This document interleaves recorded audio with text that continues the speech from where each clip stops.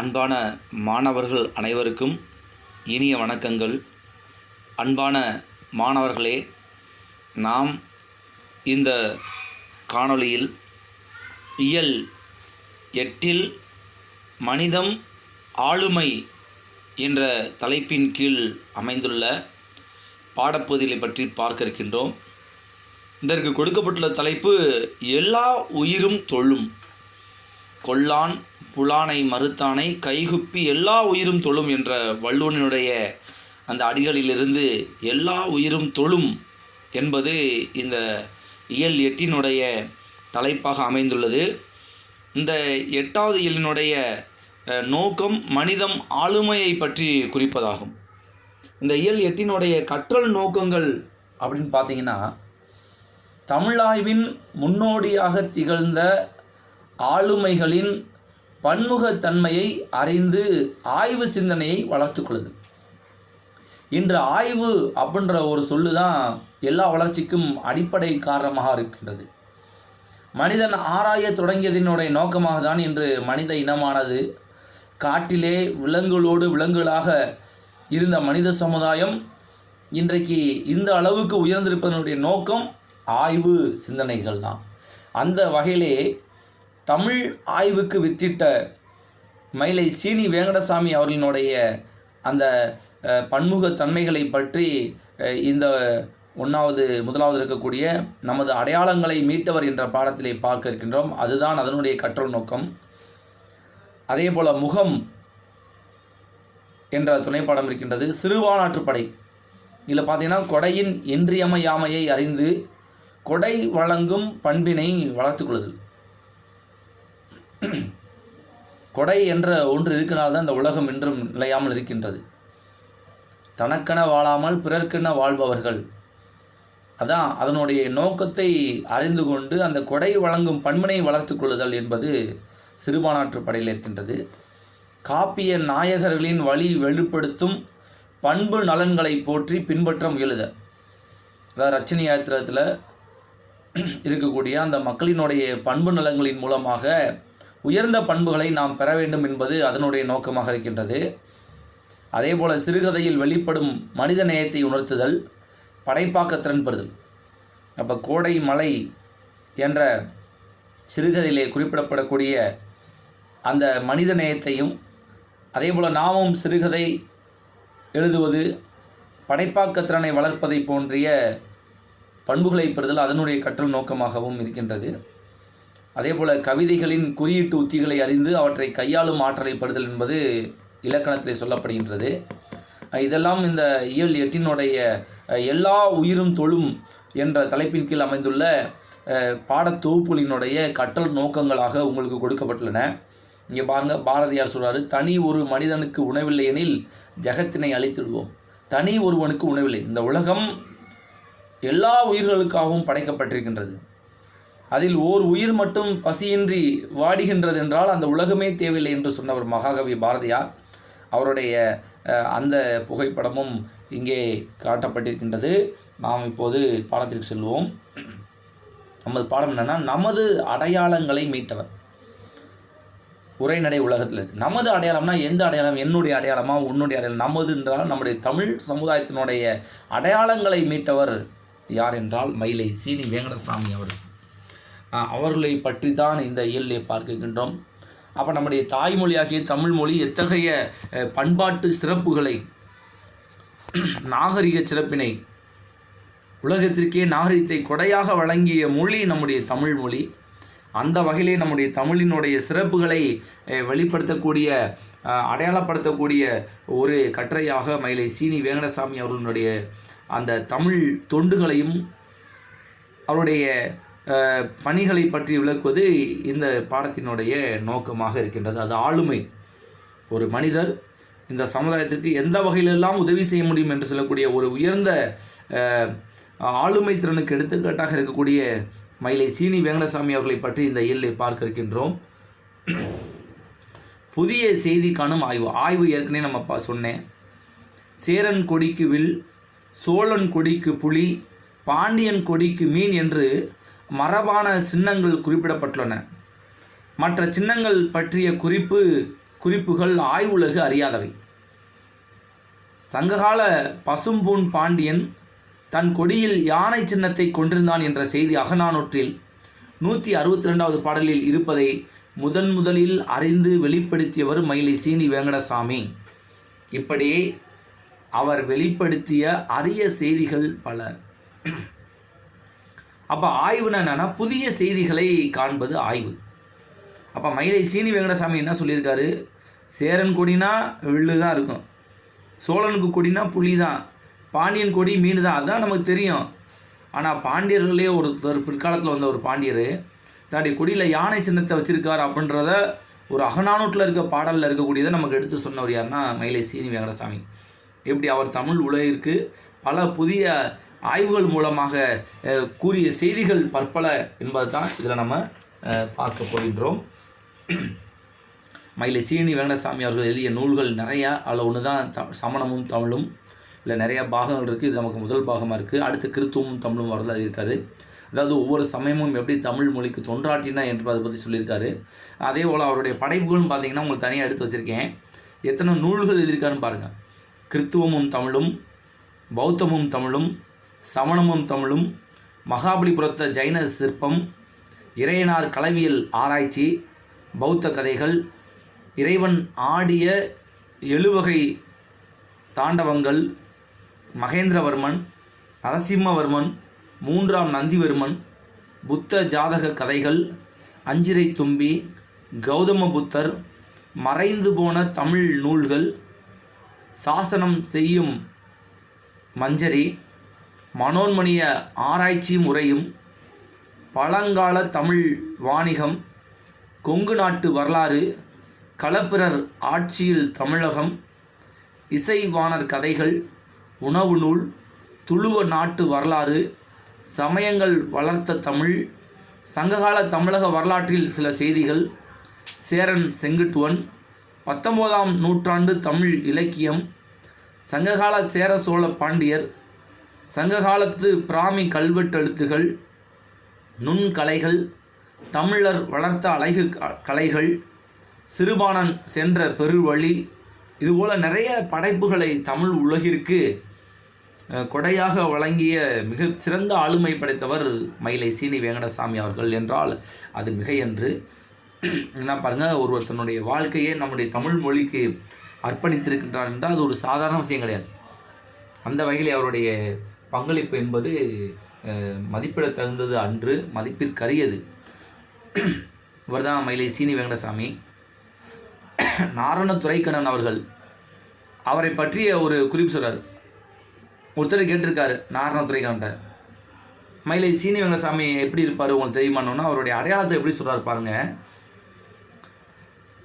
5 அடிக்கு உட்பட்ட குரல் வடிவம், அகன்ற நெற்றி, வட்டமுகம், எடுப்பான மூக்கு, பேச துடிக்கும் மெல் உதடுகள், 4 முழ வெள்ளை வேட்டி, காலர் இல்லாத முழுக்கை சட்டை, சட்டை பையில் மூக்கு கண்ணாடி, பவுண்டன் பேனா, கழுத்தை சுற்றி மார்பின் இருபுறமும் தொங்கும் மேல் துண்டு, இடது கரத்தில் தொங்கிக் கொண்டிருக்கும் புத்தகப்பை, இப்படியான தோற்றத்துடன் கன்னிமாரா நூலகத்தை விட்டு வேகமாக நடந்து வெளியே வருகிறாரே, அவர்தான் மயிலை சீனி வெங்கடசாமி. பாருங்கள், அவரை பார்த்தா எப்படி சொல்லியிருக்கார் பாருங்கள். ஆனாலும் அந்த படத்தையும் இந்த செய்தி வேற ஒரு இடத்துல எடுத்து 2 சேர்த்து உங்களுக்கு போட்டிருக்கேன். அப்போ எப்போ பார்த்தாலும் அவருடைய பையில் என்னது, இடப்புறத்தில் என்ன இருக்கும், இடது கரத்தில் புத்தக பை இருக்கும், பேனாவும் கண்ணாடியும் இருக்கும். அப்போ நூலகத்தில் தான் இருப்பார், நூலகத்துலேருந்து வெளியே வராரு அவர் தான் அப்படின்னு சொல்லி அவருடைய அடையாளம் சொன்ன ஒரு குறிப்பையும் இங்கே சொல்லி நம்ம படத்துக்குள்ளே போவோம். நாட்டின் வரலாறு என்பது அந்நாட்டை ஆண்ட அரசர்களுடைய வரலாறு மட்டுமன்று, அந்நாட்டில் வாழ்ந்த மக்களின் வாழ்க்கை வரலாறும் சேர்ந்ததே. ஒவ்வொரு நாட்டுக்கும் அந்தந்த நாட்டின் வரலாறு முதன்மையானதாகும். ஆனால் வரலாற்றை ஆவணப்படுத்தும் வழக்கம் நமது நாட்டில் மிக அரிதாகவே இருந்தது. எனவேதான் நமக்கு பழைய வரலாறுகள் இன்னும் குறைவாகவே கிடைக்கின்றன. பெரிதும் கவனம் குவிக்கப்படாத இத்தகு துறைகளில் வெளிச்சம் பாய்ச்சிய ஆளுமைகள் போற்றத்தக்கவர்கள். ஆய்வு நோக்கில் வரலாற்றையும் பண்பாட்டையும் செழுமைப்படுத்தும் ஆளுமைகளின் ஆய்வும் போற்றத்தக்கது. ஒரு வரலாறு அப்படின்னு பார்த்தோம்னா, ஒரு நாட்டினுடைய வரலாறுனா அந்த நாட்டை ஆண்ட மன்னர்களுடைய வரலாறு மட்டும் வரலாறு ஆகாது. அந்த நாட்டில் வாழ்ந்த மக்களினுடைய வரலாறும் வரலாறு தான், சேர்ந்து தான் முழுமையான வரலாறு. வெறும் ஒரு அரசனை பற்றி மட்டும் சொன்னால் அது மட்டும் வரலாறு இல்லை. அந்த நாட்டில் வாழ்ந்த மக்கள், அவனுடைய பழக்க வழக்கங்கள், நம்பிக்கைகள், கலாச்சாரங்கள், மதம் சார்ந்த வழிபாடுகள், இறை நம்பிக்கைகள், அவருடைய வாழ்க்கை முறை, அவருடைய பொழுதுபோக்கு, அவருடைய நம்பிக்கைகள் எல்லாம் சேர்ந்து தான் ஒரு நாட்டினுடைய வரலாறு. அந்த வகையிலே அரசனுடைய நிலையும் மக்களுடைய நிலையும் சேர்ந்து தான் வரலாறு என்பது உருவாகும். அப்போ ஒவ்வொரு நாட்டுக்கும் ஒரு வரலாறு இருக்குது. அந்த வரலாறு வந்து ரொம்ப ரொம்ப முதன்மையானதாகும். ஆனால் பார்த்தீங்கன்னா நம்ம நாட்டில் என்ன ஒரு குறை அப்படின்னு பார்த்தீங்கன்னா, இந்த வரலாற்றை ஆவணப்படுத்தும் வழக்கம் நம்ம நாட்டில் ரொம்ப குறைவாக தான் இருக்குது. இன்றைக்கி உதாரணத்துக்கு பார்த்தீங்கன்னா, ஆங்கிலேயர்கள் நம்ம நாட்டுக்கு வந்த பின்னாடி தான் நம்ம நிறையாவற்றை வந்து ஆவணப்படுத்த வேண்டும் என்பதை தெரிந்து கொண்டோம். ஏன்னா அவங்களுக்கு ஆவணங்களை பாதுகாப்பதற்கென்றே ஒரு பெரிய மாளிகைகள் வச்சுருந்துருக்காங்க. அவங்க வச்சுட்டு போனதான் இன்றைக்கி நம்ம ஆவண காப்பகமாக வச்சுருக்கோம். நம்ம இயல் 5 மதராசப்பட்டினம் பாடத்தை திருப்பி பார்த்தீங்கன்னா தெரியும். ஆங்கிலேயர் என்ன செஞ்சுருக்காங்க, எல்லாத்தையும் வந்து ஆவணப்படுத்தியிருக்காங்க. நம்ம என்ன செஞ்சுக்கோன்னா, அந்த ஆவணப்படுத்தக்கூடிய அந்த தன்மை நம்மகிட்ட இல்லை. அதுதான் நம்மகிட்ட இருக்கக்கூடிய ஒரு மிகப்பெரிய குறையாக இருக்குது. அதனால தான் நம்ம நிறையா இது விட்டுட்டோம். உதாரணத்துக்கு பார்த்தீங்கன்னா, ஆவணங்களை முறையாக கையாளும் பழக்கம் கொண்ட ஆங்கிலேயர்கள் உருவாக்கிய மெட்ராஸ் ரெக்கார்ட் ஆஃபீஸ் இன்றைக்கி அதான் பார்த்தீங்கன்னா தமிழ்நாடு ஆவண காப்பகமாக இருக்குது. அப்போ அவங்க அந்தளவுக்கு வச்சுருக்காங்க, நம்மகிட்ட இல்லை. அப்போ பின்னாடி வந்த ஒரு சில பேர் தான் அந்த ஆளுமைகளை போற்றத்தக்கவர்கள்.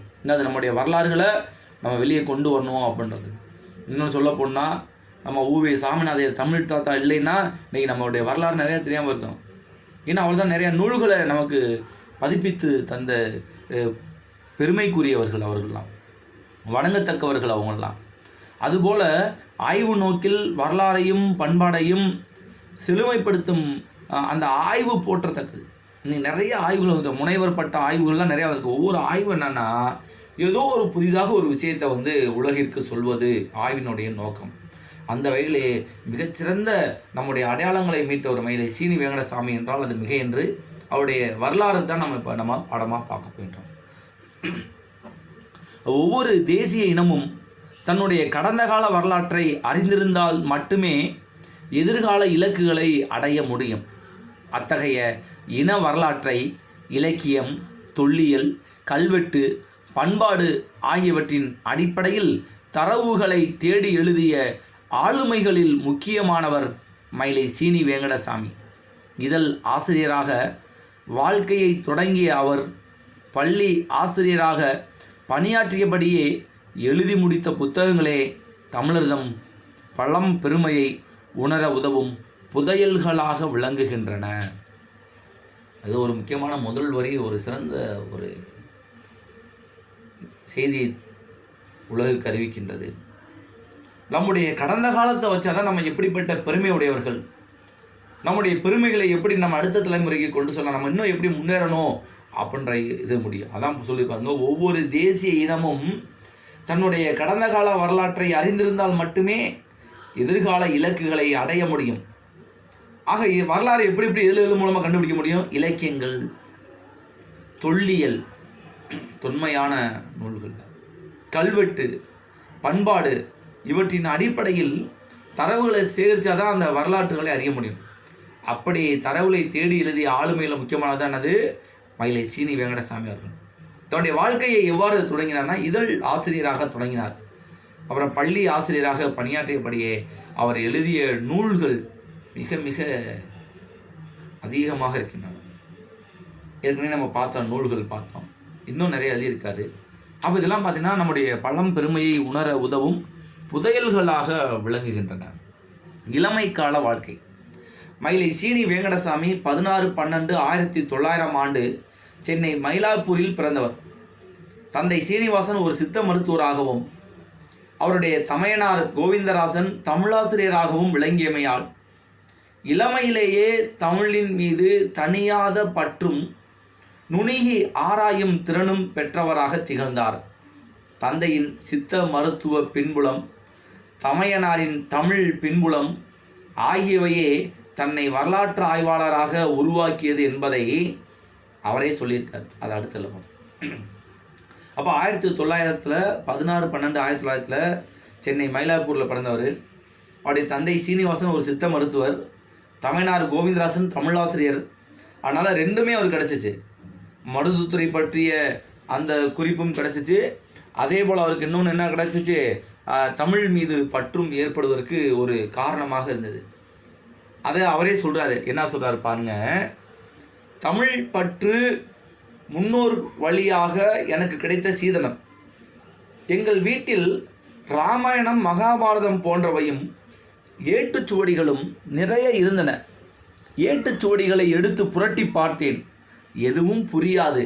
பின்னால் இவற்றையெல்லாம் படித்து ஆராய வேண்டும் என்னும் எண்ணம் எழும். பின்னால் நான் செய்ய புகுந்த இலக்கிய வரலாற்று கல்வெட்டு ஆராய்ச்சிகளுக்கு அன்றே என் மனதில் வித்தூன்றிவிட்டேன் என்று கூறுவேன். சொல்லிருப்பாங்க. அப்போ தமிழ் பற்று எப்படி வந்துச்சு, அவங்க முன்னோர் வழியாக, அவங்க அண்ணன் மூலியமாக கிடச்சிருக்கு அவருக்கு. எங்கள் வீட்டில் என்னது, அவங்க அண்ணன் தமிழாசிரியர், அப்பா வந்து சித்த மருத்துவனால மருத்துவம் பற்றிய என்னது இலக்கியங்களில் நிறைய மருத்துவ குறிப்புகள் இருக்குது. அப்போ நிறைய வீட்டுச்சூடில் இருந்து ஏட்டுச்சூடியில் நிறையா இருந்துச்சு. வீட்டில் ராமாயணம் மகாபாரதம் போன்ற ஏட்டுச்சூடி நிறையா இருந்துச்சு. அப்போல்லாம் சின்ன வயசில் விளாட்றதுக்கு எங்கே இருக்குது ஏட்டுச்சூடி இருக்குன்னா அதை எடுத்து பார்ப்பேன், எடுக்காடா எல்லாம் எடுத்து பார்க்குறது என்னன்னே தெரியாது. ஆனால் மனசில் ஒன்று இருந்துச்சு, என்னது இன்றைக்கா ஒரு நாள் இதெல்லாம் நான் வந்து ஆராய்ச்சி பண்ணுவேன் அப்படின்னு சொன்னேன். அதுதான் அந்த சின்ன வயசுல என் மனசில் அதெல்லாம் ஆழமாக பதிந்து விட்டது அப்படின்னு சொல்லி யார், மயிலை சீனி வெங்கடசாமி அவர்கள் அவரே கூறியிருக்காரு. அடுத்து பாருங்க, ஆசிரியர் பயிற்சி பெற்று தொடக்கப்பள்ளியில் 25 ஆண்டுகள் ஆசிரியராக பணியாற்றினார். பாடம் கற்பிக்கும் நேரத்தை தவிர மற்ற நேரங்களில் அவர் வளாகம் சாராத ஆய்வாளராக தம்மை உருவாக்கி கொண்டார். கட்டுரையோ நூலோ எழுதுமுன் தரவுகளை சேகரித்து தமது ஆய்வுக்கு ஏற்றதை ஒப்பிட்டு ஐயமிருப்பின் மற்றவர்களை கேட்டு தெளிந்த பிறகே வெளியிடுவார். விபுலானந்த அடிகள், கா சுப்பிரமணியனார், திருவிக்கா, தேப்போமி, சர்க்குணர் ஆகிய அறிஞர் பெருமக்களிடம் கொண்டிருந்த தொடர்பு காரணமாக அவரது ஆய்வு கட்டுரைகள் குடியரசு, ஊழியன், செந்தமிழ் செல்வி, ஆரம்பாசிரியன், லக்ஷ்மி முதலான இதழ்களில் வெளியாகின. அது தொடக்கப்பள்ளியில் 25 ஆண்டுகள் ஆசிரியராக பணியாற்றினார். அப்போ பள்ளிக்கூடத்தில் பாடம் சொல்லித்தர நேரத்தை தவிர மற்ற நேரத்தில் தன்னை அவர் ஒரு ஆய்வாளராக மாற்றிக்கொண்டு கட்டுரையோ நூலோ எழுதிட்டு இருப்பார், தரவில் சேரிப்பார். ஒரு கட்டுரையோ ஒரு நூலோ எழுதுறதுக்கு நிறைய விஷயங்களை சேகரித்து வைத்துக் கொள்ளக்கூடிய பழக்கத்தை வைத்திருந்தார். ஏன்னா தான் எழுதக்கூடியது எந்த ஒரு ஐயமும் இன்றி மக்களுக்கு சென்று சேர வேண்டும் என்ற கொள்கை அவர்கிட்ட அப்போயே இருந்துச்சு. அதனால் ஒன்று எழுதுகிறப்ப ஒரு சந்தேகம் இருந்துச்சுன்னா உடனடியாக அதை என்னது மற்றவர்கிட்ட கேட்டு தெளிந்த பின்னாடி தான் வெளியிடுவார். ஆனால் அவருக்கு பெரிய அறிஞர்களுடைய தொடர்பு நிறையா இருந்துச்சு. விபுலானந்த அடிகள், கா சுப்பிரமணியனார், திருவிக்கா, தேப்போமி, சர்க்குணர் போன்ற பெரிய அறிஞர்கிட்ட இருந்துச்சு. அவங்கள்ட்ட கேட்டு இது என்ன எனக்கு தெரில, எனக்கு சொல்லுங்கள் அப்படின்னு சொல்லி கேட்டு அவங்க சொன்னது இவருக்கு திருப்தி இருந்துச்சுன்னா ஓ சரிங்க ஏற்றுக்குவார், இல்லாட்டி இன்னொருத்தர்கிட்ட கேட்பார். அப்படி கேட்டு தெளிந்த பின்னாடி தான் அதை தன்னுடைய நூல்களிலோ கட்டுரையிலோ எழுதி வெளியிடுவார். அப்படி அவர் வெளியிட்ட கட்டுரைகள்லாம் பார்த்திங்கன்னா குடியரசு, ஊழியன், செந்தமிழ் செல்வி, ஆரம்பாசிரியன், லக்ஷ்மி போன்ற இதழ்களில் வெளியாகின. மயிலை சீனி ஒரு தமிழ் தேனி. அறிவின் வாயில்களை நோக்கியே அவர் கால்கள் நடந்தன. நூலகங்களே அவரது தாயகங்களாகின. அறிவை விரிவு செய்து அள்ளும் பகலும் ஆய்வில் மூழ்கி கருத்து முத்துகளை தமிழ்நாட்டிற்கு வழங்கினார். புதிய செய்தி தருதல், புது விளக்கமளித்தல், இருண்ட பக்கங்களுக்கு ஒளியூட்டுதல், தவறுகளை மறுத்து உண்மையை எடுத்துரைத்தல் என்பனவற்றை ஆய்வு அணுகுமுறைகளாக கொண்டார். பாருங்க, எப்போ பார்த்தாலும் அவருடைய எண்ணம் செயல் எல்லாமே என்னது தமிழ் மொழியை பற்றிய ஆராய்ச்சியிலே இருந்துச்சு. நூலகத்தில் தான் எப்போ பார்த்தாலும் அவர் தங்கியிருப்பார். அல்லும் பகலும் தன்னுடைய அறிவை பயன்படுத்தி தமிழ் உலகிற்கு ஏதாவது தொண்டு செய்ய வேண்டும் என்ற எண்ணம் இருந்துச்சு. புதுசாக செய்தியை தருதல், புது விளக்கம் அளித்தல், ஏதாவது தப்பாக இருந்துச்சா அது தப்புன்னு சொல்கிறது, ஏதாவது இந்த தவறுகளை மறுத்து உண்மையை எடுத்துரைத்தல். ஒரு தப்பாக ஒரு இதில் எல்லாம் ஒன்று இருந்துச்சுன்னா அதை உடனே பெரியவங்க சொன்னால் இருக்குன்றலாம் நம்பல. அவர் அதை ஆய்வு செஞ்சார். அது தப்புன்னா அவங்க சொன்னது தப்புன்னு சொல்லி எடுத்திருக்கக்கூடிய அணுகுமுறைகள் அவர்கிட்ட நிறையா இருந்தது. அவரை வளர்ப்பதற்கு உறுதியாக இருந்தது. தொடக்க கால ஆய்வுகள் 1934 தேப்போ மீனாட்சி சுந்தரனார் சிந்தாதிரிப்பேட்டை உயர்நிலை பள்ளியில் நடத்திய தமிழ் ஆராய்ச்சி மாநாட்டில் சர்க்குணர் கிறித்துவமும் தமிழும் என்ற பொருள் குறித்து உரையாற்றினார். அவ்வுரையை கேட்டு பெற்ற ஆர்வத்தினால் கிறித்துவமும் தமிழும் என்னும் நூலை மயிலையார் எழுதினார். இதுவே அவருடைய முதல் நூலாகும். தமிழின் தொல் இலக்கியம், தொல்கலை, தொல்லெழுத்து ஆகியவற்றில் கொண்ட ஈடுபாடு காரணமாக பௌத்தமும் தமிழும், சமணமும் தமிழும் ஆகிய நூல்களை அவர் இயற்றினார். அச்சமயத்தார் தமிழுலகிற்கு ஆற்றிய தொண்டுகள் அளப்பரியன. அதனை அவர் காழ்ப்புணர்வின்றி நடுநிலை நின்று இந்நூல்கள் வாயிலாக வெளிப்படுத்தினார். அப்போ முதல் நூல் மயிலை சீனி வேங்கடசாமி ஐயா அவர்களுக்கு எது என்றால் 1934 அவர் எழுதிய கிறித்துவமும் தமிழும் என்ற நூல் தான் முதல் நூல். அந்த நூல் எழுதுவதற்கு அடிப்படை காரணம் என்னென்னா, 1934 தேப்போ மீனாட்சி சுந்தரனார் அவர்கள் சிந்தாதிரிப்பேட்டை உயர்நிலைப் பள்ளியில் ஒரு தமிழ் ஆராய்ச்சி மாநாடு நடத்தினார்.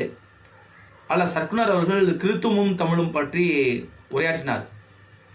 உரையை கேட்டவுடனே அவருக்கு அது மேலே ஒரு ஆர்வம் உண்டாகி அதை பற்றி நிறைய தரவுகளை சேகரிக்க ஆரம்பித்தார். செய்திகளை சேகரிக்க ஆரம்பித்தார். அதன் காரணமாகவே என்னது கிறித்துவமும் தமிழும் என்ற நூல் எழுதினார். அதுதான் அவருடைய முதல் நூல். அப்புறம் பார்த்தீங்கன்னா தமிழ் மொழியினுடைய தொன்மையான இலக்கியங்கள், கலைகள், தொல்லெழுத்துகள் ஆகியவற்றில் நிறைய ஈடுபாடு இருந்துச்சு. அதன் காரணமாக அவர் என்னென்ன நூல் இருக்குன்னா பௌத்தமும் தமிழும், சமணமும் தமிழும். இல்லை இன்னொரு முக்கியமான விஷயம் என்னென்னா, பிற சமயத்தார்கள் தமிழ் மொழிக்கு நிறைய தொண்டாற்றிட்டு இருக்கிறார்கள். கொன்ஸ்டான் ஜோசப் பெஸ்கி, வீரமாமுனிவர், சதுரகராதியிலிருந்து நிறைய நூல்கள் எழுதியிருக்காரு. அப்போ அப்படிப்பட்ட பிற சமயத்தவர்கள் தமிழுக்கு ஆற்றிய தொண்டுகளை நடுநிலை நின்று காழ்ப்புணர்வின்றி அதை வெளியுலகிற்கு எடுத்துக்கூறியவர் யாருன்னா மயிலை சீனி வேங்கடசாமி. அதுதான் ஒரு அறிஞருடைய மிகப்பெரிய பணி என்னென்னா நடுநிலையோடு நிற்றல். அதில் மயிலை சீனி வேங்கடசாமி அவர்கள் ஒரு மிகச்சிறந்த பங்களிப்பை செய்திருக்கிறார். அதே மாதிரி பார்த்திங்கன்னா சமயம், மானுடவியல், தமிழக வரலாறு, தொல்பொருள் ஆய்வு, கலை வரலாறு, மொழி ஆய்வு முதலான பல துறைகளிலும் இவர் கவனம் செலுத்தினார். குறிப்பாக கல்வெட்டு ஆய்வில் இவருக்கு பயிற்சி அதிகம். தமிழ் எழுத்தியலின் வளர்ச்சியை நன்கு உணர்ந்தவர். வட்டெழுத்து, கோலெழுத்து, தமிழ் பிராமி ஆகியவற்றில் புலமை பெற்று இருந்த காரணத்தால் சாசனங்களை அவரால் எளிதாக வாசிக்க முடிந்தது. வரலாறு, இலக்கியம், கலையியல், சமயம் என பல துறைகளிலும் நூல்களை எழுதியிருப்பது வேங்கடசாமியின் பன்முக அறிவை விளக்குகிறது. அதாவது ஆளுமை, தனி மனித ஆளுமை. ஒரு தனி மனிதன் பல்வேறு துறைகளில் புலம் சிறந்தவராக, சான்றோனாக இருந்தது. அவருக்கு என்னென்ன துறைகளில் கவனிச்சு பாருங்கள். சமயம் தொடர்பானது, மானுடவியல், தமிழக வரலாறு, தொல்பொருள் ஆய்வு, கலை வரலாறு, மொழி ஆய்வு, ஏறக்குறைய 6 துறைகளில் ரொம்ப கவனம் செலுத்தினார். குறிப்பாக கல்வெட்டில் இவருக்கு நிறைய பயிற்சி. அதே மாதிரி வட்டெழுத்து, கோலெழுத்து, பிராமி எழுத்து ஆகியவற்றிலும் நிறைய புலமை பெற்றிருந்த காரணத்தினால எங்கேயாவது ஒரு கல்வெட்டு பார்த்தா அது என்ன கல்வெட்டு, யார் இருந்தது, எந்த காலத்தில் இருந்தது எளிதாக வாசித்து அதனுடைய முழுமையான சரியான வரலாற்றை மக்களுக்கு வழங்கியவர் மயிலை வேங்கடசாமி. அதான் அவருடைய பன்முக அறிவு.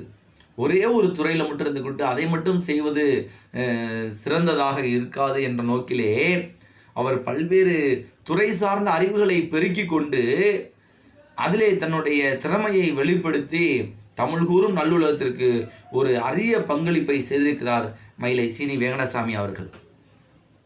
வரலாற்று ஆய்வுகள் 1934 முத ஆரம்பித்தார். அடுத்து பாருங்கள் 1950களில் 3ஆம் நூற்றாண்டு தொடங்கி 9ஆம் நூற்றாண்டுக்கு இடைப்பட்ட காலங்களில், பொதுவான ஆண்டு கிபினா கிறிஸ்து பிறப்பதற்கு பின்னாடி பொதுவான ஆண்டு 3ஆம் நூற்றாண்டில் தொடங்கி 9ஆம் நூற்றாண்டுக்கு இடைப்பட்ட காலங்களில் ஆட்சி புரிந்த மன்னர்களை பற்றிய ஆய்வில் ஈடுபட்டார். அடுத்தது அரசர்களை பற்றிய ஆய்வு. மகேந்திரவர்மன், நரசிம்மவர்மன் ஆகியோர் குறித்த நூல்களை தொடர்ந்து 3ஆம் நந்திவர்மன் என்னும் பல்லவ மன்னனை பற்றியும் அவர் எழுதினார். இது தமிழில் அம்மன்னனை பற்றி எழுதப்பட்ட முதல் நூல் என்னும் பெருமையை பெற்றது. மன்னர்களை பற்றி ஆராய தொடங்கினார். மகேந்திரவர்மன், நரசிம்மவர்மன் ஆகியோரை பற்றி நூல் எழுதியிருக்காரு. 3ஆம் நந்திவர்மன் அப்படின்றவரை பற்றி எழுதியிருக்காரு. அவரை பற்றி எழுத முதல் நூல் யாருன்னா சீனி வெங்கடசாமி ஐயா அவர்கள் எழுதிய நூல் தான். அப்படிப்பட்ட பெருமையெல்லாம் உடையவராக அவர் இருந்திருக்கின்றார்.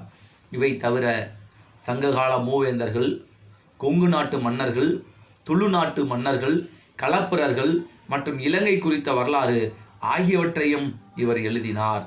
மேற்குறித்தவற்றில் வரலாறு மட்டும் எழுதாது அதன் அரசியல், பண்பாடு மற்றும் கலை வரலாறுகளையும் பதிவு செய்தார். ஒரு நூல் எழுதுறப்போ ஒரு மன்னனை மட்டும் பார்க்காமல், அதாவது குதிரைக்கு கடிவாளம் போட்ட மாதிரி அதை மட்டும் பார்க்காம பரந்த நோக்கிலே தன்னுடைய பார்வையை செலுத்தியவர் மயிலை சீனி வெங்கடசாமி. அதான் மன்னர்களை பற்றி எழுதுகின்ற போது அரசியல், பண்பாடு, கலை வரலாறுகளையும் சேர்த்து பதிவு செய்தார் வெங்கடசாமி அவர்கள். அதே மாதிரி பார்த்தீங்கன்னா சங்க காலத்துக்கு பிற்பட்ட காலத்தில் தமிழகத்தை களப்பிரர்கள் என்ற மன்னர்கள் ஆட்சி புரிந்தனர். இக்காலம் தமிழர்களினுடைய வரலாற்றின் இருண்ட காலம் என்று மரபு வழிபட்ட ஆசிரியர்கள், வரலாற்று ஆசிரியர்கள் குறிப்பிட்டிருந்தனர். இம்மன்னர்கள் குறித்த ஆய்வை வெங்கடசாமி விரிவாக மேற்கொண்டு களப்பிரர் குறித்த புதிய கண்ணோட்டத்தை களப்பிரர் ஆட்சியில் தமிழகம் என்னும் நூல் மூலம் வெளிப்படுத்தினார். களப்பிரர்களுடைய ஆட்சி காலம் ஒரு இருண்ட காலம் தான் எல்லாத்தையும் சொல்லப்பட்டிருக்கின்றது. களப்பிரர் காலத்திலாம் தமிழ்நாட்டினுடைய வரலாறு எதுவுமே தெரியானார். ஆனால் அதை எடுத்து அந்த களப்பிரருடைய ஆட்சியிலே தமிழகம் எவ்வாறு இருந்தது என்பதை தன்னுடைய ஆய்வின் மூலம் வெளிப்படுத்தியவர் யாருன்னா மயிலை சீனி வெங்கடசாமி. இது அவருடைய மற்றும் ஒரு சிறந்த நூலாக தமிழ் உலகத்திலே அறியப்படுகின்றது. ஏன்னா யாருமே களப்பிரர் காலத்தை பற்றி சொல்லலை. அது அப்படியே சொல்லிட்டு வந்துட்டாங்க, இருண்ட காலம் சொல்லிட்டாங்கன்னு சொல்லி அப்படியே இருந்தாங்க. ஆனால் அது எப்படி இருண்ட காலமாச்சுன்றதை ஆராய்ச்சி செஞ்சு அந்த காலத்தில் தமிழகம் எப்படி இருக்குன்னு சொன்னவர் மயிலை சீனி வெங்கடசாமி அவர்கள். அதே மாதிரி கலையியல் ஆய்வு. கலையியல் சார்ந்து தமிழில் வெளியான பல நூல்களும் வெங்கடசாமியே வழிகாட்டியாக விளங்கினார். கலையில் சார்ந்தக்கூடிய நூலுக்கு யார் வழிகாட்டி? வெங்கடசாமி தான், மயிலை சீனி வெங்கடசாமி அவர்கள் தான். இக்கலை ஆராய்ச்சிக்கு அவருடைய பல்துறை அறிவும் தம் இளமை பருவத்தில் அவர் ஓவியக் கல்லூரியில் பயின்றதும் இதற்கு உதவியாக இருந்தது. சின்ன வயசில் ஓவியக் கல்லூரியிலும் பயின்றிருக்காரு. அப்போ அவருடைய கலையில் சார்ந்த கூறுகளையும் அவர் தன்னுடைய ஆய்வுக்கு ஏற்படுத்தி கொண்டார். ஒரு ஓவியம் இருக்குன்னா அந்த ஓவியம் எப்போ வரையப்பட்டது, யாரால் வரையப்பட்டது, ஏக்காண்டி வரைஞ்சாங்க, அதோட நோக்கம் என்ன? அப்போ கல்வெட்டும் தெரியும், சிற்பக்கலையும் தெரியும், ஓவியமும் தெரியுனால அவருக்கு ரொம்ப உதவியாக இருந்துச்சு. என்னது? புதிய புதிய ஆராய்ச்சிகளை செய்வதற்கு. என்னென்ன செஞ்சிருக்காரு பாருங்க. கட்டடம், சிற்பம், ஓவியம் தொடர்பான இவரது ஆய்வுகள் தமிழ் சமூக வரலாற்றுக்கு புதிய வரவாக அமைந்தன. எல்லாரும் ஒரு இலக்கியம் படித்தாங்கன்னா மன்னனை பற்றி மட்டும் உடைப்பாங்க. ஆனால் இவர் என்னது? சிற்பம், கட்டடம், ஓவியம் தொடர்பான ஆய்வுகளையும் தமிழ் வரலாற்றுக்கு புதிய ஒரு வழிகாட்டியாக அமைந்தவர் இவர்கள். தமிழரது கலைத்திறனை எடுத்தோதும் தமிழர் வளர்த்த அழகு கலைகள் என்னும் நூல் கவின் கலைகள் குறித்து தமிழில் வெளிவந்த முழுமையான முதல் நூல் ஆகும். தற்காலத்து தமிழ் சமூகம் என்று சொல்லக்கூடிய நூலையும் அவர் எழுதியிருக்கார். அவருடைய முக்கியமான நூல் என்னது? தமிழர் வளர்த்த அழகு கலைகள். அது ரொம்ப ரொம்ப ஒரு முக்கியமான ஒரு நூல். அதுக்கு அடுத்து பார்த்தீங்கன்னா இன்னொன்று நினச்சிக்கிறது, தற்காலத்து தமிழ் சமூகம் அவர் சொல்லியிருக்காரு. அதான் சரியாக சொல்கிறேன் பாருங்கள். தற்காலத்து தமிழ் சமூகம் தனது பழைய அழகு கலை செல்வங்களை மறந்து தன் பெருமை தான் அறியா சமூகமாக இருந்து வருகிறது. கலை கலை என்று இப்போது கூறப்படுகிறதெல்லாம் சினிமாக்கலை, இசைக்கலைகள் பற்றியே இலக்கியங்கள் கூட அதிகமாக பேசப்படுவதில்லை. ஏனைய அழகு கலைகளை பற்றி அறவே மறந்துவிட்டனர். எனவே இந்நூல் எழுதப்பட்டது என்று இந்நூலின் முன்னுரையில் மயிலை சீனி வெங்கடசாமி குறிப்பிடுகிறார். என்னது, அந்த தமிழர் வளர்த்த அழகு கலைகள் என்ற நூலில் முன்னுரை எழுதுகிறார். இப்போ உள்ள தமிழ் சமூகம்னாது பழைய பெருமையெல்லாம் மறந்து போச்சு. கலைனாது சினிமா கலை தான் தெரியுது. வேறு ஏதாவது தெரியும்னா அழகு கலை தெரியுது. மற்ற எந்த கலைகளை பற்றி யாருக்குமே தெரியலை. அப்போ நமக்கு நிறையா கலைகள் இருந்திருக்குன்றத எல்லாத்துக்கும் சொல்கிறக்காண்டியே நான் இந்த நூலை எழுதியிருக்கேன்னு சொல்லி அந்த முன்னுரையில் சொல்கிறாரு மயிலை சீனி வெங்கடசாமி. இந்நூல் தமிழக அரசின் முதல் பரிசை பெற்றது குறிப்பிடத்தக்கது. இறைவன் ஆடிய 7 வகை தாண்டவம், நுண்கலைகள், இசை வாணர் கதைகள் ஆகியவை கலை பற்றிய இவருடைய பிற நூல்கள் ஆகும். தமது நூல்களின் படங்களை தானே வரைந்து வெளியிட்டது இவரது கலைத்திறனுக்கு சான்றாகும். இவருக்கு முன்னாடி படம், ஓவியம் யார்? இவரே வரைஞ்சவர். ஏன்? இவரே ஒரு ஓவியர்ன்றனால. அப்போ இவர் இசை பற்றி பார்த்தீங்கன்னா இசை வாணர் கதைகள், அதே மாதிரி 7 வகை தாண்டவம், நுண்கலைகள் போன்ற இசை பற்றிய பிற கலைகளை பற்றிய நூல்களும் இவரே எழுதி அதுக்கு ஓவியமும் இவர் வரைஞ்சிருக்குது இவருடைய கலைத்திறனுக்கு மற்றது சான்றாகும். அதே மாதிரி இவருடைய இலக்கிய ஆய்வுகள் பார்த்தீங்கன்னா, இப்போ என்னென்ன ஆய்வுகள் பாட்டு வரணும் ஒரு இதை பாருங்கள். முதல் தொடக்க கால ஆய்வுகள், அடுத்து வரலாற்று ஆய்வுகள், அடுத்து கலையியல் ஆய்வுகள், இப்போ இலக்கிய ஆய்வுகள். 1962ஆம் ஆண்டு அண்ணாமலை பல்கலைக்கழக தமிழ்துறையின் அறக்கட்டளை சொற்பொழிவு ஒன்றினை வெங்கடசாமி நிகழ்த்தினார். 1962 அண்ணாமலை பல்கலைக்கழகத்தினுடைய தமிழ்துறை அறக்கட்டளை சொற்பொழிவு ஒன்றை நிகழ்த்தினார் வெங்கடசாமி. இச்சொற்பொழிவுகள் மூலம் அவரது ஆய்வு பயணம் தொல்காப்பியம், சங்க இலக்கியம், கல்வெட்டுகள் ஆகியவற்றை நோக்கி நகர்ந்தது. அதன் விளைவாக சங்ககால தமிழக வரலாற்றில் சில செய்திகள், பழங்கால தமிழர் வணிகம், களப்பிரர் ஆட்சியில் தமிழகம், கொங்கு நாட்டு வரலாறு, தமிழ்நாடு வரலாறு, சங்ககாலம், அரசியல் ஆகிய நூல்கள் எழுதினார். நிறைய நூல் எழுத ஆரம்பித்தார். இப்போ இங்கே ஒரு முக்கியமான விஷயம் காமிக்கணும். ஏன் இங்கே அறக்கட்டளையில் சொற்பொழிவு நிகழ்த்தியதன் வாயிலாக ஏன் எப்படின்னா அங்கே இவர் எடுத்துக்கொண்ட தலைப்பு அப்படி. இவர் எப்படி தலைப்பு எடுத்திருப்பார்? இலக்கணத்தை பற்றி எடுத்திருப்பார், தொல்காப்பியத்தினை பற்றி எடுத்திருப்பார். இல்லை அப்படின்னா தமிழருடைய வணிகம் பற்றி, இல்லை கொங்கு நாட்டு வரலாறு, தமிழ்நாட்டு வரலாறு அப்படி எடுத்திருப்பார். அப்போ அந்த வரலாற்று ஆய்வுகளை அவர் தரவுகளை சேகரிக்கின்ற போது அதன் மீது கொண்ட ஆர்வத்தின் காரணமாக மேலும் பல தரவுகளை சேகரித்து அதை நூலாகவே வெளியிடக்கூடிய அளவுக்கு அவருடைய ஆய்வுகள் இருக்கின்றன. அப்போ எங்கேயாவது ஒரு இடத்துக்கு சொற்பொழிவு நிகழ்த்த போனால் அதுக்கு நிறைய தகவல்களை சேகரிக்கணும். தான் சேகரித்த தகவல்களையே பல்வேறு நூல்களாக எழுதக்கூடிய அளவுக்கு சேகரித்திருக்கின்றார் என்றால் அது அவருடைய ஆய்வுத்துறையின் ஆழமான நாட்டத்தை இங்கே விளக்குகின்றது. என்ன சொன்னாங்க, ஆய்வு உலகில் மயிலை சீனி வெங்கடசாமியின் குறிப்பிடத்தக்க பங்களிப்பை கூற வேண்டுமானால் தமிழக வரலாற்றினை பல கோணங்களில் மீட்டு உருவாக்கம் செய்ததை குறிப்பிடலாம். தமிழ்நாட்டு வரலாறு என்னும் நூல் இவருடைய மீட்டு உருவாக்க முயற்சிக்கு சரியான சான்றாகும். சங்க இலக்கியங்கள், சிலப்பதிகாரம் முதலிய இலக்கிய தரவுகளை கொண்டு இந்த நூலை எழுதியுள்ளார். அத்துடன் துளு மொழியையும் தமிழ் மொழியையும் ஒப்பிட்டு ஆராய்ந்துள்ளார். என்ன சொன்னால் மீட்டு உருவாக்கம்னா என்னன்னா மறைஞ்சிருக்க ஒன்று திருப்பி மீட்டு கொண்டு வருது. திருப்பி மீட்டு வா அப்படின்னுவாங்க. போனது என்ன, தொலைஞ்சு போனது திருப்பி மீட்டு கொண்டு வான்ற மாதிரி தமிழக வரலாற்றை மீட்டு கொண்டு வந்த பெருமை இவருக்கு தெரியும். என்ன நூலில் சொல்லியிருக்காரு? தமிழ்நாட்டு வரலாறு என்ற நூலில் சொல்லியிருக்காரு. சங்க இலக்கியம், சிலப்பதிகாரத்தை வைத்து கொண்டு இவர் சொல்லியிருக்காரு. அதே மாதிரி அதில் என்ன சொல்லியிருக்காரு? துளு மொழியையும் தமிழ் மொழியையும் ஒப்பிட்டு ஆராய்ந்திருக்கிறார் மயிலை சீனி வெங்கடசாமி. குறைந்த ஆதாரங்களை கொண்டு ஒரு பெரிய வரலாற்றையே உருவாக்கிய இவரது நுண்ணிய அறிவிற்கு சான்றாக இந்நூல் விளங்குகின்றது. எந்த நூல்? அந்த ஏற்கனவே சொன்ன தமிழ்நாட்டு வரலாறு என்ற நூல். தமிழியலுக்கு தேவையான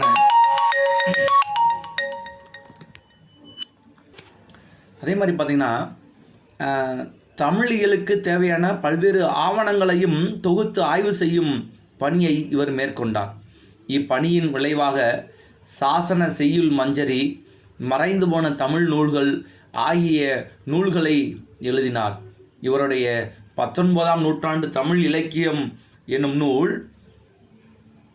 ஒவ்வொரு நூற்றாண்டையும் என் வகையில் ஆவணப்படுத்துவது என்பதற்கான முன்னோடி நூல் எனலாம். இவர் பார்த்தீங்கன்னா ஆவணங்களை ஏற்கனவே சொன்ன மாதிரி ஆங்கிலேயர்கள் எப்படி ஆவணப்படுத்தினாங்களோ அது மாதிரி ஆவணங்களை எல்லாம் தொகுத்து ஆய்வு செய்யும் பயனை மேற்கொண்டார். அதனால் என்னது, சாசன செய்யுள் மஞ்சரி, மறைந்து போன தமிழ் நூல்கள் போன நூல்கள் எழுதியிருக்காரு. அதே மாதிரி 19ஆம் நூற்றாண்டு தமிழ் இலக்கியம் என்னும் நூல் ஒவ்வொரு நூற்றாண்டையும் எவ்வகையில் ஆவணப்படுத்துவது என்பதற்கு முன்னோடியாக நூல் எனலாம். இதே போல் மறைந்து போன தமிழ் நூல்கள் என்னும் நூல் வேங்கடசாமி அவர்களின் அரிய ஆவண பணிகளில் ஒன்றாகும். இந்நூல் தமிழ் மறுமலர்ச்சிக்கு பெரும் ஊக்கம் அளிப்பதாக அமைந்தது. இந்நூலில் பரந்த தமிழ் இலக்கிய இலக்கண பரப்பில் உறைந்திருந்த செய்திகளை தொகுத்து மறைந்து போன 333 நூல்கள் தொடர்பான குறிப்புகளை நம் முன் நிறுத்துகிறார். எவ்வளோ நூல்? 333 நூல்களை மறைஞ்சு போச்சுன்னு சொல்கிறாருன்னா அந்த அளவுக்கு ஆராய்ச்சியில் அவர் தன்னை முழுமையாக அர்ப்பணித்திருக்கின்றார். சாதாரணமாக சொல்ல முடியாது. ஒவ்வொரு நூலில் இருக்கக்கூடிய அந்த சான்றுகளை வைத்து அந்த சான்று எந்த நூலில் வருதுன்னு பார்த்தா எதுவுமே வராட்டி ஏன் வரலன்னு பார்த்து இப்படி தான் 333 நூல்கள் மறைஞ்சு போன நூல்கள் அப்படின்னு சொல்லி இவர் தன்னுடைய குறிப்பிலே சொல்லியிருக்கின்றார். பன்மொழி புலமை. தமிழ் ஆய்வு மரபில் சொல் ஆய்வுகளை மேற்கொள்ளாத ஆய்வாளர்கள் இல்லை. நீண்ட வரலாறு கொண்ட மொழியின் சொற்களில் இவ்வகையான ஆய்வுக்குரிய ஏதுக்கள் மிகுதியாகும். வேங்கடசாமி தொடர்ச்சியாக இத்தகைய சொல் ஆய்வு பணிகளை மேற்கொண்டு வந்துள்ளார். செந்தமிழ் செல்வி என்னும் முதலில் அவர் எழுதிய சொல்லாய்வு கட்டுரைகள் அஞ்சிரை தும்பி என்ற தொகுப்பாக வெளிவந்தது. வேங்கடசாமி அவர்கள் மலையாளம், கன்னடம், சமஸ்கிருதம், பாலி, ஆங்கிலம் ஆகிய மொழிகளில் பயிற்சியுடையவர். எனவே மகேந்திரவர்மன் இயற்றிய மத்தவிலாசம் என்ற நாடக நூலை ஆங்கிலம் வழியாக தமிழாக்கியுள்ளார். அது எத்தனை மொழிகளில் பட்டிருக்காருப்பாங்க. சொல்லாய்வு, சொற்களை வச்சு ஆராய்ச்சி பண்ணுறது. அந்த ஆராய்ச்சி பண்ணதில் எந்த நூலில் வந்திருக்குன்னா செந்தமிழ் செல்வி என்ற நூலில் வந்திருக்கு. அதெல்லாம் தொகுத்தினது அஞ்சிரை தும்பி என்ற தொகுப்பாக வெளியிட்டிருக்காரு. அதே போல் மகேந்திரவர்மன் எழுதிய மத்தவிலாசம் என்ற நூலை ஆங்கிலம் மூலம் தமிழாக்கியுள்ளார். ஏன்னா இவர் பார்த்தீங்கன்னா மலையாளம், கன்னடம், சமஸ்கிருதம், பாலி, ஆங்கிலம் ஆகிய மொழிகளில் மிகுந்த பயிற்சி உடையவர். அதே மாதிரி பார்த்தீங்கன்னா தமிழ் பண்பாட்டிலும் தமிழர் வரலாற்றிலும் ஆழ்ந்த அக்கறை கொண்ட மயிலை சீனி அவர்கள் தமிழர் பண்பாட்டின் தனித்தன்மையை நிறுவுவதில் உறுதியான பார்வை கொண்டவர். 20ஆம் நூற்றாண்டின் தொடக்கத்தில் இந்தியவியல் என்ற வட்டத்திற்குள் பேசப்பட்ட தமிழகத்தின் வரலாற்றை அதிலிருந்து மீட்டு திராவிட இயலாக அடையாளப்படுத்தியதில் இவருடைய பங்கு குறிப்பிடத்தக்கது. அதன் பயனாக இன்று திராவிட இயல் தமிழ் இயலாக வளர்ந்துள்ளது. இது ஒரு முக்கியமான ஒரு குறிப்பு. என்ன குறிப்புனா, நம்முடைய தமிழகத்தினுடைய வரலாற்றில் மிகுந்த அக்கறை கொண்டவர் சீனி வேங்கடசாமி அவர்கள். மயிலே நம்முடைய தமிழர்களுடைய தனித்தன்மையை உலகத்துக்கு வெளிப்படுத்தணுன்றதில் ரொம்ப இருந்தார். 20ஆம் நூற்றாண்டு தொடக்கத்தில் பார்த்தீங்கன்னா இந்தியாவுக்குள்ளே தான் தமிழ் மொழி இருந்துச்சு. இந்தியவியல் என்ற வட்டத்துக்குள்ளே தமிழ் மொழி ஒன்றாச்சு. அதை இந்திய மொழியிலிருந்து எடுத்து தனியாக எடுத்து திராவிடம் அப்படின்ற ஒரு இயலாக வச்சு இன்றைக்கி தமிழ் இவ்வளோ தூரம் வளர்ந்துட்டுனா அதுக்கு அவருடைய முக்கியமான பங்களிப்பு தான் காணும். ரொம்ப முக்கியமான பணி இது. இந்தியா எல்லாமே இந்தியாவுக்குள்ளே இருந்துச்சு. இந்தியாவில் ஒரு சின்ன குறிப்பாக இருந்துச்சு, கட்டமாக இருந்துச்சு, ஒரு புள்ளியாக இருந்துச்சு தமிழ் மொழி. அதுலேருந்து எடுத்துகிட்டு தமிழ் மொழி இந்தியாவுக்குள்ளே இல்லை, தமிழுக்குள்ளே தான் இந்தியாவே இருக்குன்ற மாதிரி ஒரு நிலையை உருவாக்கியவர் யாருன்னா மயிலை சீனி வேங்கடசாமி. அதான் அவர் சொல்லியிருக்கா பாருங்க, நான் கதைகளையும் அவர் எங்கெங்கோ போயிருக்காருன்றது. மயிலை சீனி வேங்கடசாமி ஆய்வு கட்டுரையில் எங்கெல்லாம் போய் இந்த மாதிரி ஆய்வு தரவுகளை சேகரிக்க முடியும்னு சொல்லியிருக்காரு. அவர் சொல்கிறார் பாருங்க, நான் கதைகளையும் நவீனங்களையும் எழுதுகிறவன் அல்லன், வரலாற்று ஆராய்ச்சி நூல்களையும் தமிழ் இலக்கிய ஆராய்ச்சி நூல்களையும் எழுதுகிறவன். ஆராய்ச்சி நூல்களை பெரும்பான்மையோர் படிப்பதில்லை, இதை மிக சிறுபான்மையோரே படிக்கின்றார்கள் என்பதை நன்றாக தெரிந்தே ஆராய்ச்சி நூல்களை எழுதுகிறேன். உள்ள சூழலில் இவர் என்னது, நான் வரலாற்று ஆராய்ச்சி பண்ணக்கூடியவன், தமிழ் இலக்கியத்தை ஆராய்ச்சி பண்ணக்கூடியவன். இப்போ உள்ள காலகட்டத்தில் நிறைய பேர் ஆராய்ச்சி படிக்கிறதில்ல, கொஞ்சம் பேர் தான் படிக்கிறாங்க அப்படின்னு தெரிஞ்சு தான் நான் எழுதுகிறேன். என்று வேங்கடசாமி வருந்தி எழுதியுள்ளார். இது வரலாற்றின் மீதுள்ள அவருடைய ஈடுபாட்டையும் உழைப்பையும் பறைசாற்றுவதோடு தமிழர்தம் வரலாற்றை பொருட்படுத்தாத போக்கினையும் அறிவிக்கின்றது. எனவேதான் சுவாமி விபுலானந்த அடிகள் மயிலை சீனி வேங்கடசாமி ஆண்டில் இளைஞராக இருந்தாலும் ஆராய்ச்சி துறையில் முதியோர், நல்லொழுக்கம் வாய்ந்தவர், நல்லோருடைய கூட்டுறவில் பொன்னை போல் போற்றுபவர் என்று புகழாரம் சூட்டியுள்ளார். மிகப்பெரிய ஆளுமை, சும்மாலாம் எழுத முடியாது. அதான் வயசுல தான் அவர் கம்மி, ஆனால் ஆராய்ச்சி துறையில் முதியவர், நல்லொழுக்கம் வாய்ந்தவர், எல்லாருடைய உறவை பொன் போல போற்றக்கூடியவர் என்று அவரை பற்றி மிக உயர்வாக கூறுகின்றார் விபுலானந்த அடிகள் அவர்கள். அதே மாதிரி ஆராய்ச்சி பேரறிஞர் மயிலை சீனியரால் பல ஆய்வுகள் தமிழ் உலகுக்கு முதன்முதலாக வழங்கப்பட்டவை.